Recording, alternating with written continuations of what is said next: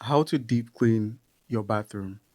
Your first step will be to gather your supplies. So start by getting all your cleaning tools ready so you don't miss anything.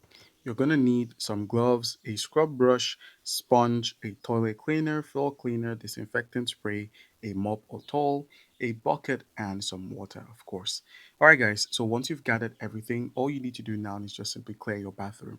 So remove all the items like toiletry, mats, trash, so you can effectively clean your toilet and then clean the inside of your toilet properly. So apply the toilet cleaner inside the bowl and let it sit for like 30 minutes while you clean the outside surface themselves. So go ahead to clean everything and then rinse with water repeatedly. All right, so once you're done there, you can now proceed to scrub your sink and counter by using a disinfectant or the cleaner to scrub the sink, faucet, and countertop properly.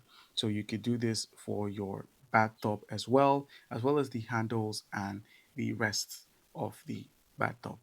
All right, so now once that's done, go ahead and clean the shower and tiles. So spray the cleaner on the tiles and scrub away with soap to remove the scum, mold, and stains, and then wash everything thoroughly with either warm water or some natural room temperature water.